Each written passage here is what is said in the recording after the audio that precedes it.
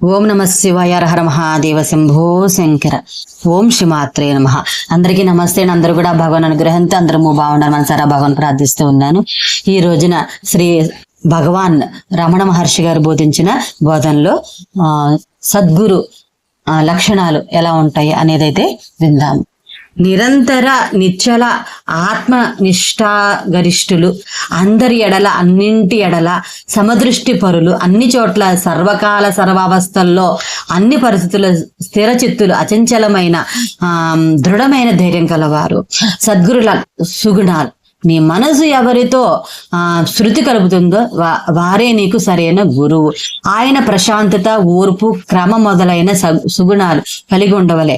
అయస్కాంతం ఇనుమును ఆకర్షించినట్లు తన దృష్టితో ఆయన ఇతరులను తన వద్దకు ఆకర్షించే శక్తి కలిగి ఉండవలెను. అందరి యందు సమభావం కలిగి ఉండవలెను.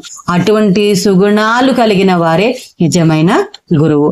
గురు స్వరూపము నువ్వు తెలుసుకోవాలంటే ముందు నీ స్వరూపాన్ని నువ్వు తెలుసుకోవాలి. తమ నిజస్వరూపాన్ని తమకు తెలియనప్పుడు గురు స్వరూప స్వభావాలను ఎట్లా తెలియగలరు? గురువు యొక్క నిజమైన స్వరూప స్వభావాన్ని తెలుసుకోవాలంటే మొదట నీ విశ్వమంతా గురు రూపంగా చూడడం నేర్చుకోవాలి. సమస్త జీవరాశుల గురు రూపాన్ని దర్శించాలి. అది ఏ విధంగా అనంటే కలలో సింహాన్ని చూసి మేల్కొన్న ఏనుగు వలె ఉంటుంది.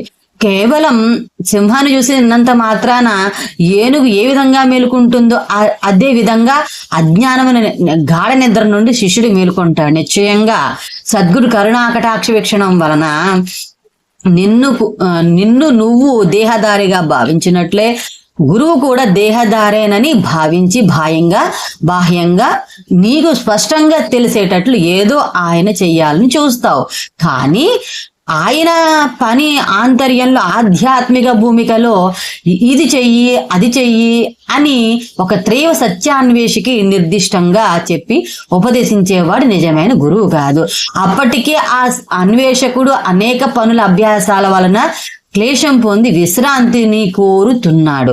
అంటే ఇంకో విధంగా చెప్పాలంటే సత్యాన్వేషకుడు నిష్క్రియగా ఉండాలనుకుంటున్నాడు. అటువంటి అన్వేషకునికి అప్పటికి అతను అనుసరిస్తున్న వాడికి తోడుగా ఇంకా అది ఇది చెయ్యమని నిర్దేశిస్తే ఇంకా ఆ గురువు అతనికి ఏం సహాయం చేసినట్లు? అతనికి ఆ గురువు ఏం సహాయం చేయగలడు? అటువంటి వ్యక్తి సత్యాన్వేషిని విముక్తి పరచలేడు. పైగా అతని శృంఖలాలను మరింత బలీయం చేస్తాడు. గురువు లోపల బయట ఉన్నాడు. మనసుని అంతర్ముఖం చేయడానికి బయట నుండి లోపలికి ఒక తోపు తోస్తాడు. లోపల నుండి మనసును ఆత్మవైపుకు లాగి మనసుకు దారి చూపుతాడు. మార్గదర్శకుడిగా అదే గురు కృప. ఈశ్వరుడు, గురువు, ఆత్మ ఒకటే, తేడా లేదు. సర్వంతర్యామి అయిన సర్వేశ్వరుడు, సర్వాంతర్యామి అయిన సర్వేశ్వరుడు ప్రియ భక్తునిపై కృప కలిగి అతని పరిపక్వ దశను బట్టి అతని పురోభివృద్ధి కొరకు అతనికి తన దివ్యత్వాన్ని వ్యక్తపరుస్తాడు.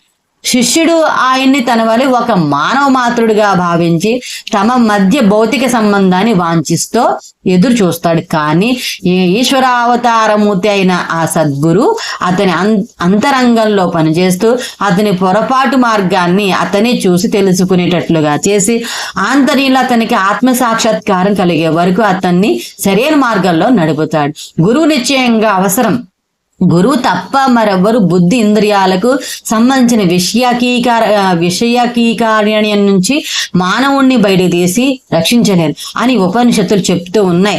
గురువు ఆత్మ సాక్షాత్కారాన్ని కలిగించడు, ఆ మార్గంలో అడ్డంకులు మాత్రమే తొలగిస్తాడు.